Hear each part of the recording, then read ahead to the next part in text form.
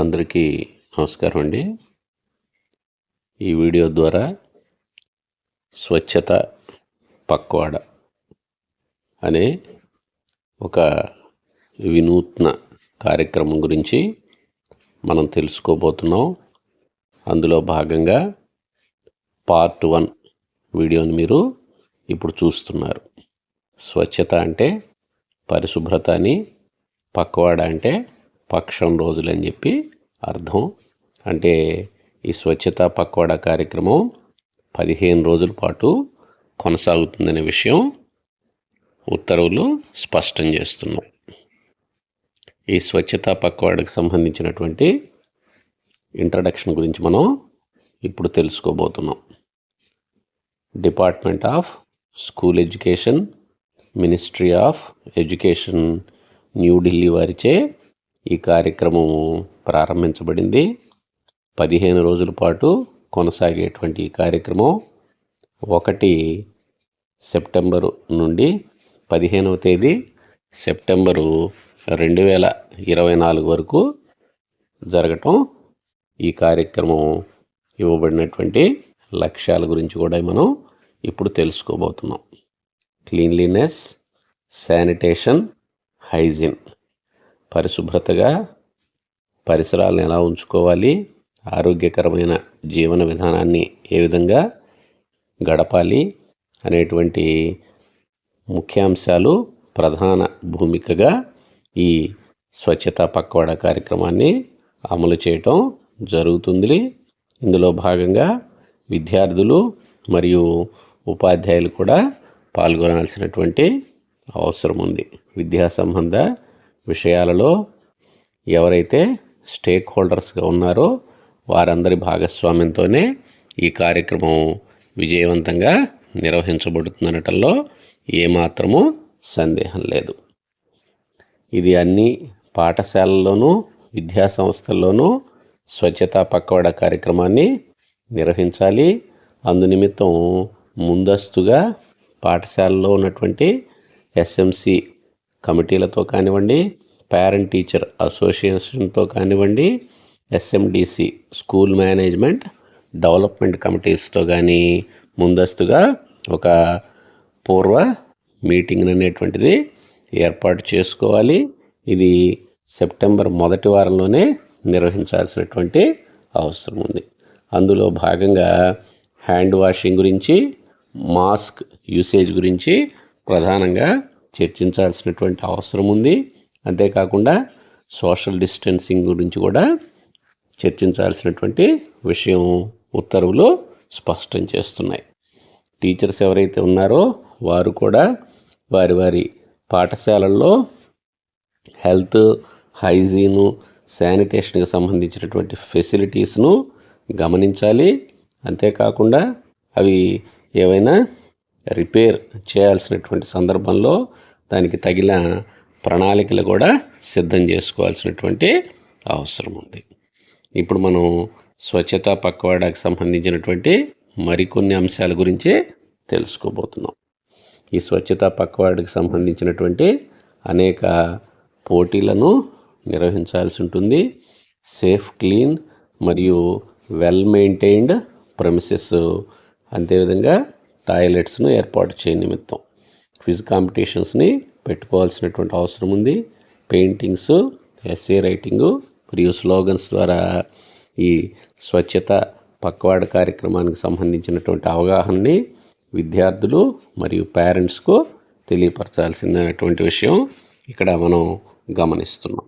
అంతేకాకుండా స్వచ్ఛత మెసేజ్ను, ఫొటోస్ను మనం ఆయా పాఠశాలలోనూ విద్యా సంస్థల్లోనూ డిస్ప్లే చేయాల్సినటువంటి అవసరం ఉంది.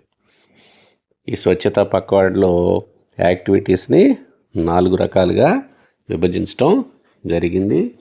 మొదటి యాక్టివిటీ కింద శానిటరీ వేస్ట్ ఏదైతే ఉందో దానికి సంబంధించినటువంటిది used mask, broken furniture, unusable plastics, అలాగే డిస్ఇన్ఫెక్ట్ వెహికల్స్, ఇట్లాంటి వాటన్నిటిని మనం దూరంగా పడవేయాల్సినటువంటి అవసరం ఉంది.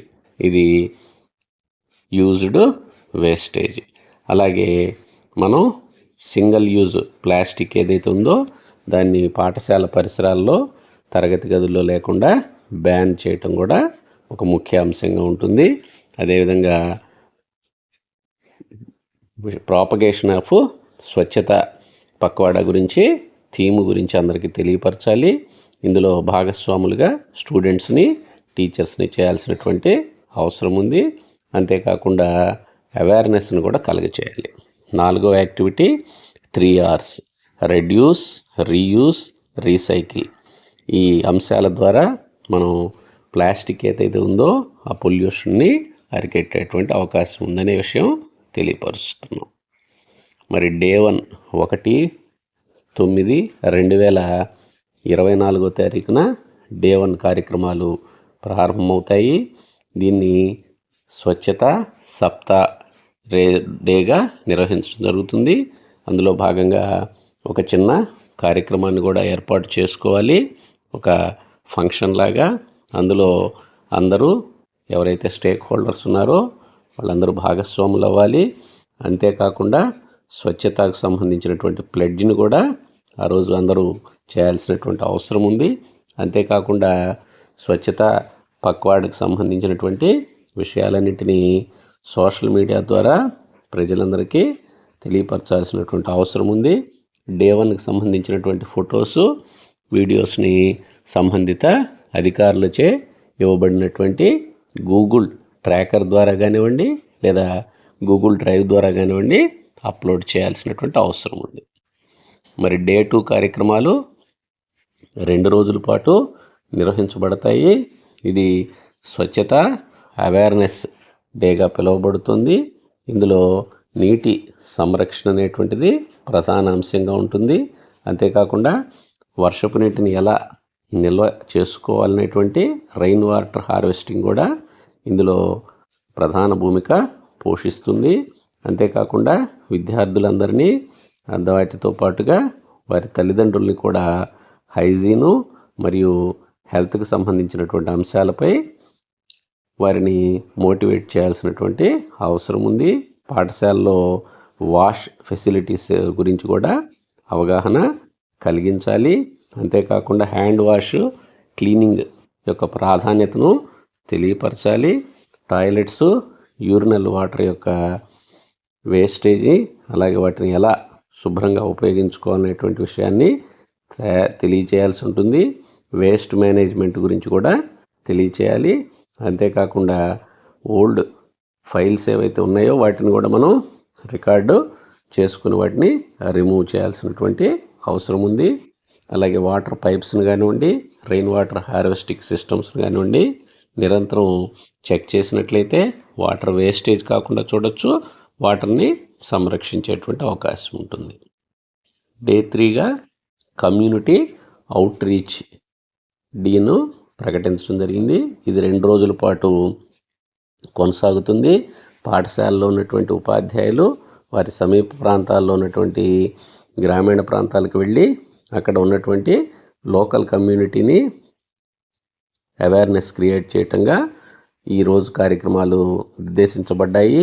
వారందరినీ నీటి వృధాను అరికట్టడం ఎలానో సెన్సిటైజ్ చేయాల్సినటువంటి అవసరం ఉంది. అంతేకాకుండా 5వ తేదీని టీచర్స్ డేగా కూడా సెలబ్రేట్ చేసుకునేటువంటి అవకాశం ఉంది. డే 4గా గ్రీన్ స్కూల్ డ్రైవ్ డేని ఏర్పాటు చేశారు. దీనిలో భాగంగా వివిధ రకాలైనటువంటి కాంపిటీషన్స్ను పెట్టేటువంటి అవకాశం ఉంది.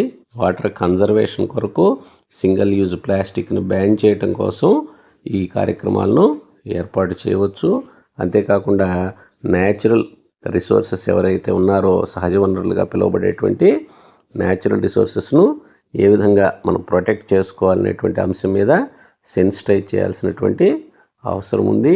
అంతేకాకుండా నీటి వృధాను తగ్గించడం ఎలా పాఠశాలల్లోనూ ఇంటి వద్ద అనే విషయం మీద స్టూడెంట్స్ను అవేర్నెస్ క్రియేట్ చేయాలి. అంతేవిధంగా నీటి స్కేర్సిటీ ఎలా రాబోతుందనే విషయాన్ని స్థూలంగా విద్యార్థులకు తెలియపరచాల్సినటువంటి అవసరం ఉంది. డే 5 కార్యక్రమంలో భాగంగా వివిధ రకాలైనటువంటి కాంపిటీషన్స్ను పెట్టాల్సినటువంటి అవసరం ఉంది. ఈ డే 5 కూడా 2 రోజుల పాటు నిర్వహించబడుతుంది. స్వచ్ఛత పార్టిసిపేషన్ డేస్గా వీటిని పిలుస్తారు. ఈ సందర్భంగా గ్రామ, క్లస్టర్, బ్లాక్, జిల్లా స్థాయిలో వివిధ కాంపిటీషన్లను ఏర్పాటు చేయాల్సినటువంటి అవసరం ఉంది. మరియు టాయిలెట్స్ను, పాఠశాల పరిసరాలను పరిశుభ్రంగా ఏర్పాటు చేసుకోవాల్సినటువంటి అవసరం కూడా ఉంది. ఇందు నిమిత్తం విద్యార్థులకు వివిధ రకాలైనటువంటి కాంపిటీషన్స్ను కూడా పెట్టాల్సి ఉంటుంది. సంబంధిత ఫోటోలను, వీడియోస్ను డ్రైవ్ ద్వారా అప్లోడ్ చేయాల్సినటువంటి అవసరం ఉంది. ఈ 15 రోజుల పాటు జరిగేటువంటి కార్యక్రమాలు స్వచ్ఛత ప్లెడ్జ్తో ప్రారంభమవుతాయి. ఈ ప్లెడ్జ్ని ఇప్పటికే సంబంధ అధికారులు పాఠశాలలకు పంపించడం జరిగింది. మొదటి రోజు కార్యక్రమంలో భాగంగా స్వచ్ఛత ప్లెడ్జ్లో ఉపాధ్యాయులు, విద్యార్థులు, పేరెంట్ కమిటీ మెంబర్సు, అట్లాగే PTA మెంబర్సు, SMDC మెంబర్స్ అందరూ పాల్గొనాల్సిన అవసరం ఉందనే విషయం ఈ వీడియో ద్వారా తెలియపరుస్తున్నాం. 15 రోజుల పాటు జరిగేటువంటి కార్యక్రమాలలో మొదటి 5 రోజుల కార్యక్రమాన్ని పార్ట్ 1గా మేము ముందుకు తెస్తున్నాము. మిగిలినటువంటి రోజుల కార్యక్రమాలను మరొక వీడియో ద్వారా మీకు అందజేయటం జరుగుతుంది. Thank you, one and all.